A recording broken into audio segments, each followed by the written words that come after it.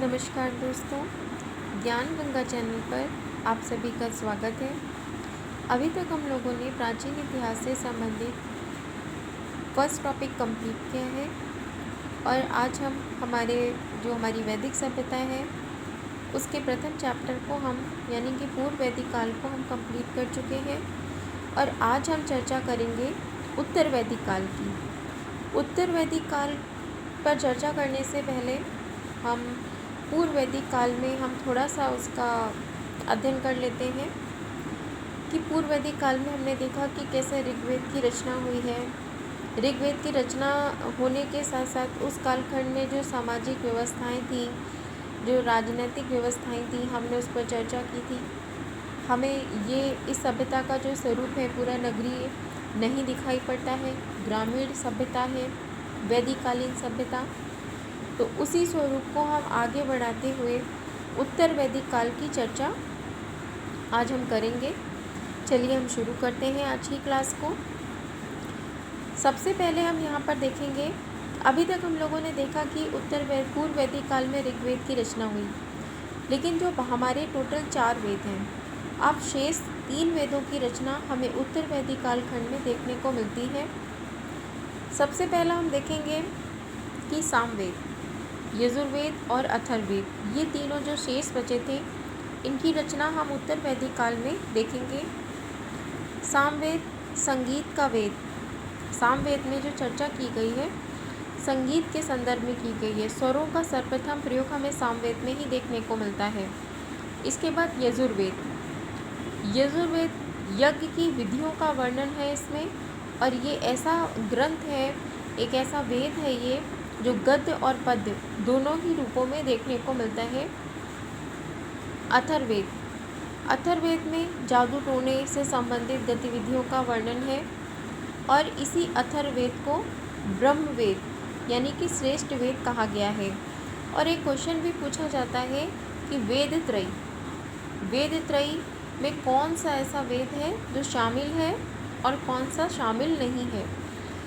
तो वेद त्रयी में हमारा ऋग्वेद, सामवेद, यजुर्वेद ये तीनों शामिल हैं, लेकिन हम वेद त्रयी में अथर्ववेद को शामिल नहीं करते हैं।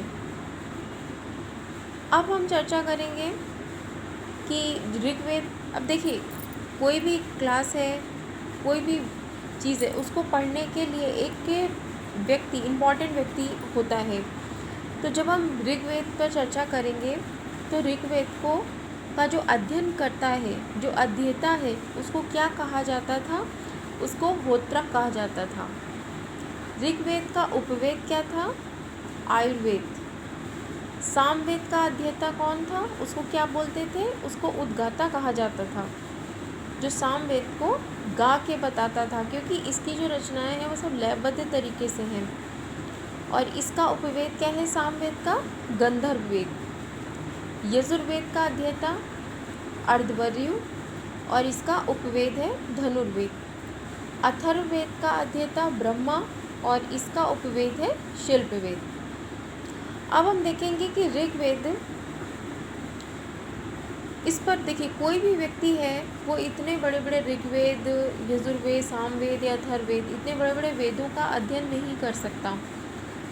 तो ये सोचा गया कि हिंदू संस्कृति, जो हमारी पौराणिक गाथाएं हैं, जो हमारा इतिहास है, उसके बारे में अध्ययन सबको होना चाहिए। तो इस विषय पर यह देखा गया कि इतने बड़े और इतने बृहद ग्रंथ का अध्ययन संभव नहीं था, इसीलिए इनका थोड़ा छोटा स्वरूप किया गया और इससे ही संबंधित सारी चीज़ों को उपनिषदों में डाला गया। उपनिषदों की रचना हुई, ब्राह्मण ग्रंथों की रचना हुई, आरण्यकों की रचना हुई। इस तरीके से इन वेदों का ही सार है, जो उपनिषद हैं, आरण्यक हैं, ब्राह्मण हैं, ये सारे ग्रंथों में इन्हीं वेदों का सार हमको देखने को मिलता है। ऋग्वेद में जैसे हमने देखा टोटल कितने उपनिषद हैं, आप देखिए ये हमें पता होना चाहिए हमारे टोटल कितने उपनिषद हैं। तो 108 उपनिषद हैं। अब ऋग्वेद से संबंधित जो लिखे गए हैं वो 10 उपनिषद लिखे गए हैं। शुक्ल यजुर्वेद, यजुर्वेद को मैंने बोला ना, ये पद्य और गद्य दोनों ही रूपों में मिलता है तो शुक्ल यजुर्वेद में 19 उपनिषद हैं और कृष्ण यजुर्वेद में 32, सामवेद में 16 उपनिषद की रचना की गई है, उस पर आधारित है, और अथर्ववेद में 31। टोटल कितने हो गए? 108 उपनिषद। अब देखिए, वेदों को समझने के लिए उसके 6 अंग बताए गए हैं कि वेदों पर चर्चा करने से पूर्व हमें इन 6 अंगों का अध्ययन होना चाहिए। सबसे पहले इन्होंने लिया है शिक्षा, कल्प, निरुक्त, व्याकरण, छंद, ज्योतिष। ये जो 6 अंग बताए हैं, ये वेदों के 6 अंग महत्वपूर्ण बताए गए हैं और इनका अध्ययन हम वेदों के अध्ययन के अंतर्गत करते हैं। इसके बाद 6 शास्त्र बताए गए हैं, उनका भी अध्ययन इसी के अंतर्गत किया जाता है, जैसे पूर्व मीमांसा, वैशेषिक, न्याय, योग, सांख्य, वेदांत। अब देखिए, ये जो 6 शास्त्र हैं, अब ये भी क्वेश्चन पूछा जा सकता है कि इनकी रचनाएं, जैसे योग की हम देखते हैं कि पतंजलि ऋषि थे, मुनि थे, सांख्य कपिल मुनि थे, वेदांत बादरायण के द्वारा इसकी रचना की गई है, न्याय गौतम के द्वारा जो है वो इसकी रचना की गई है, वैशेषिक की रचना ऋषि कणाद थे, उनके द्वारा की गई है ना। तो ऐसे ये पूर्व मीमांसा और उत्तर मीमांसा, ये 2 भागों में विभाजित किया गया था और इसकी रचना बादरायण के द्वारा की गई थी। अब इसके बाद हम देखेंगे कि हमारे गद्यात्मक उपनिषद कौन कौन से हैं, मतलब ऐसे कौन कौन से उपनिषद हैं जो गद्य के रूप में हम इसकी चर्चा करेंगे। उसमें आता है ऐतरेय ब्राह्मण, केन उपनिषद, छांदोग्य उपनिषद, तैत्तिरीय उपनिषद, बृहदारण्यक उपनिषद, कौशितकी उपनिषद। ये गद्यात्मक उपनिषद के रूप में इसकी चर्चा की गई है। इसके बाद हम पद्यात्मक उपनिषद में अगर लेंगे तो ईश उपनिषद, कट उपनिषद, श्वेतासार उपनिषद और नारायण उपनिषद। वेदों को अपौरुषे कहा गया है। अब ये अपौरुषे क्यों कहा गया है? ऐसा माना जाता है कि ये ईश्वर कृत रचनाएं हैं, इसे मानव ने नहीं लिखा है, इसीलिए वेदों को अपौरुषे कहा जाता है। इसके बाद अगर हम देखेंगे तो हमारे लिए ये देखेंगे आगे के टॉपिक पर कि ये जो हमारा सप्त सिंधु प्रदेश था, जिस पर की रचना हमने सिंधु घाटी सभ्यता के संदर्भ में की थी, कि आर्यों का क्षेत्र रहा है, गंगा दोआब का क्षेत्र रहा है और हिमालय के तलहटी तक हमको इसकी जो पूरी व्यवस्था है वो हमें देखने को मिलती है। सामाजिक वृद्धि, जैसे कि कबीले से लेकर के जनपद बना था। अगर हम उत्तर वैदिक काल की सामाजिक व्यवस्था के बारे में चर्चा करेंगे तो हम ये देखेंगे कि जो सामाजिक वृद्धि हुई है, जैसे कबीलाई स्वरूप हमने देखा है पूर्व वैदिक काल में, उत्तर वैदिक काल में यही कबीलाई स्वरूप जनपद के रूप में परिवर्तित हो चुका था। एग्जाम्पल के लिए जैसे हमको पांचाल महाजनपद, ये इसी समय बनेंगे और इनका सर्वाधिक विकसित क्षेत्र यही था। मतलब जनपद बनने का जो काम है वो हमें उत्तर वैदिक काल से ही शुरू हो चुका था। अब हम राजनीतिक विशेषताओं पर चर्चा करते हैं उत्तर वैदिक काल की। इसमें सबसे पहला आता है कि किसी भी राष्ट्र शब्द का सबसे पहला प्रयोग हमको उत्तर वैदिक कालखंड में ही देखने को मिलता है। इसके बाद राजा के दैवी उत्पत्ति का सिद्धांत, इसका हमें एक विशेष वर्णन मिलता है ऐतरेय ब्राह्मण में। राजा की दैवी उत्पत्ति के सिद्धांत का वर्णन हमको ऐतरेय ब्राह्मण में प्राप्त होता है। यहाँ की व्यवस्था हमको राजतंत्रात्मक ही प्रतीत होती है, राजतंत्रात्मक शासन व्यवस्था। राजा का पद बेहद सशक्त था, क्योंकि जो महाजनपदों का गठन हो रहा था, कबीलाई स्वरूप से हम देख रहे हैं कि जनपदों का सृजन हो रहा है, तो इन जनपदों का जो संचालन है वो राजतंत्रात्मक व्यवस्था के साथ ही किया जा रहा था। राजा का पद धीरे धीरे सशक्त होता जा रहा था। सभा समिति कमज़ोर होती जा रही थी, क्योंकि ये जनता का प्रतिनिधित्व करती थी। चूँकि अब राजतंत्रात्मक व्यवस्था आ चुकी है, इसलिए जनतंत्रात्मक समितियों का अस्तित्व समाप्त होता जा रहा है। इसके बाद हम देखते हैं कि राजसूय यज्ञ का वर्णन हमें शतपथ ब्राह्मण से प्राप्त होता है कि इस कालखंड में हुए हैं राजसूय यज्ञ। रत्नी किनको कहा गया है? ये उच्च पदाधिकारियों को कहा गया है। और जनपद के शासन संचालक में 12 रत्नी होते थे। अभी तक क्या था कि टैक्स कोई बाध्यकारी नहीं था। अगर व्यक्ति अपनी स्वेच्छा से चाहे तो दे सकता था, वरना कोई आवश्यक नहीं था। लेकिन अब क्या हो रहा है, हमें बलि के रूप में, मतलब जो कर था उसका नाम रखा गया था बलि। उसे व्यक्ति की अपनी उपज का कहना चाहिए या अपनी इनकम का 1/16वां भाग देना होता था। ये नियमित कर था। राजसूय यज्ञ, अश्वमेध यज्ञ, वाजपेयी यज्ञ, ये सारे यज्ञ राजा के द्वारा किए जा रहे थे। गाय, घोड़ा, ये सब उपयोगी पशु हो चुके थे और कृषि अब मुख्य व्यवसाय बन चुका था। इसके साथ हम देखते हैं कि आर्य सामुद्रिक व्यापार से परिचित थे। ये तो हम सिंधु घाटी सभ्यता में ही देख चुके हैं। श्रेणी, लेकिन हमें पूर्व वैदिक काल में ये चीज़ नहीं मिलती है, लेकिन उत्तर वैदिक काल में हमको ये दिखाई पड़ता है। ऐसे साक्ष्य हैं कि आर्य सामुद्रिक व्यापार से परिचित थे।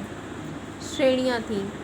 श्रेणी किनको कहा गया है? व्यापारिक लोगों को, प्रमुख रूप से जो लोग सेठ होते थे, मतलब काफ़ी धनी लोगों को, जो लोग व्यापार करते थे, धनी व्यापारी, उनको श्रेणी कहा गया। सार्तवाह, ये जो व्यापारियों का नेता होता था, जैसे हमारा यूनियन लीडर आप कह सकते हो किसी भी, तो उसको सार्तवाह कहा गया था। फिर शिल्पियों की भी 18 श्रेणियाँ थी। ये भी क्वेश्चन पूछा जा चुका है। फिर है मुद्रा का प्रचलन आरंभ हो चुका था। मुद्रा का प्रचलन किस रूप में था? निष्क के रूप में, शतमान के रूप में और कृषाण। ये 3 नाम हमको मिलते हैं उत्तर वैदिक काल में। अगर हम आगे इस बात पर चर्चा करें तो हम ये देखेंगे कि चुंगी कर भी वसूला जाता था।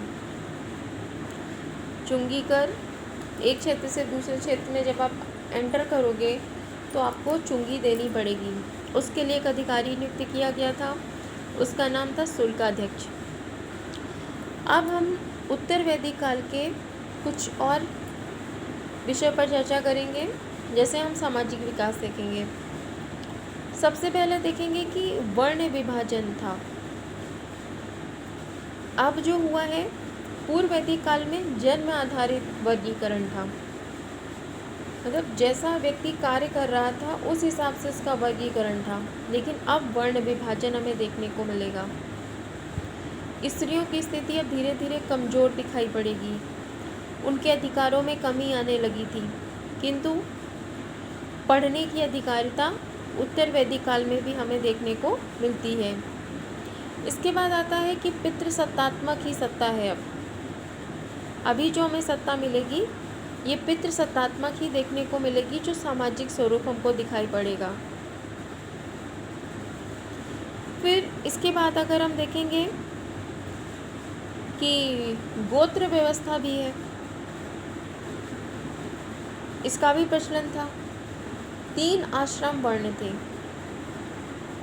4 आश्रम वर्णों की हम बात करते हैं, लेकिन हमें यहाँ पर 3 आश्रम वर्ण मिल रहे हैं। और रही बात उपनयन की, तो ये स्त्री और शूद्रों पर नहीं होता था। अभी इसके पहले हमने देखा है कि जो यज्ञोपवी संस्कार, उपनयन संस्कार जो था वो स्त्रियों का भी होता था, लेकिन उत्तर वैदिक काल में आकर के अब ये स्त्री और शूद्रों पर नहीं हो रहा था। इसके साथ साथ विदुषी महिलाओं का उल्लेख हमको उत्तर वैदिक काल में भी मिलता है, जैसे कि गार्गी, मैत्रेयी, वेदवती, इस तरीके के नाम। अभी ऐसा नहीं है कि स्त्रियों के सारे अधिकारों को क्षीण कर दिया गया है, अभी उनके कुछ अधिकार हैं जो कि शेष हैं, और क्षीण जरूर हुआ है पर उनके अधिकार समाप्त नहीं हुए हैं।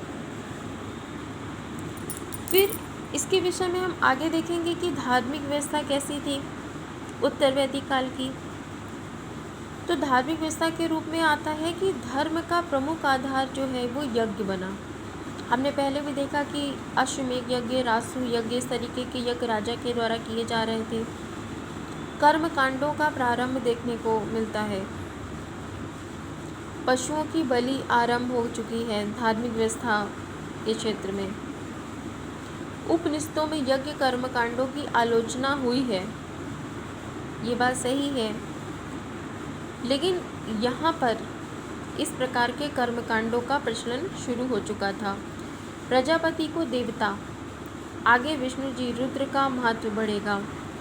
हाँ, आगे के कालखंडों में, अभी क्या इस कालखंड में प्रजापति को देवता माना गया है, सर्वोत्तम देवता के रूप में उनकी पूजा हो रही है। फिर आगे चल कर के वैष्णव संप्रदाय, फिर रुद्र, इन सब का महत्व बढ़ेगा। तो ये बात उस कालखंड के बाद फिर धीरे धीरे ऐसी चीज़ें देखने को मिलती हैं। फिर इसमें से कुछ चीज़ें ऐसी भी हैं कि जैसे प्रथम शतपथ ब्राह्मण में हमको पुनर्जन्म के सिद्धांतों की व्याख्या देखने को मिलती है। तो ये हमको शतपथ ब्राह्मण से ही देखने को मिलती है। फिर इस काल के 2 महाकाव्य की रचना इसी कालखंड में हुई है। एक है महाभारत, दूसरी है रामायण।